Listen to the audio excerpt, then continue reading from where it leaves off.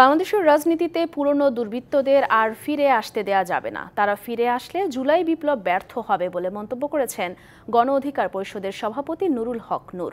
রাতে রাজধানীর বনানী মাঠে জুলাই গণ অভ্যুত্থানে আহত ও নিহতদের স্মরণে আয়োজিত এক অনুষ্ঠানে একথা বলেন তিনি। নূর বলেন, গত ১৬ বছর একপাক্ষিক ন্যারেটিভ তৈরি করেছে আওয়ামী লীগ, যার খেসারত দিতে হয়েছে জুলাই বিপ্লবে। তাই দলটির পতন থেকে ভবিষ্যতের রাজনৈতিক দলগুলোকেও শিক্ষা নিতে হবে। জুলাই বিপ্লবে আহত নিহতদের পরিবারের পাশে দাঁড়িয়ে তাদের আত্মত্যাগকে সম্মান জানানো অন্তর্বর্তী সরকারের দায়িত্ব বলে মন্তব্য করেন তিনি।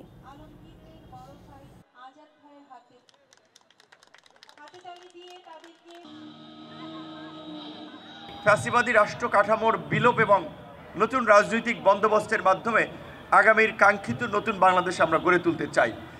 ফ্যাসিস্টের পতন হয়েছে, স্বৈরশাসক পালিয়ে গিয়েছে। পৃথিবীর ইতিহাসে যেভাবে স্বৈরশাসকদের পতন হয়, একই পতন এখানেও হয়েছে।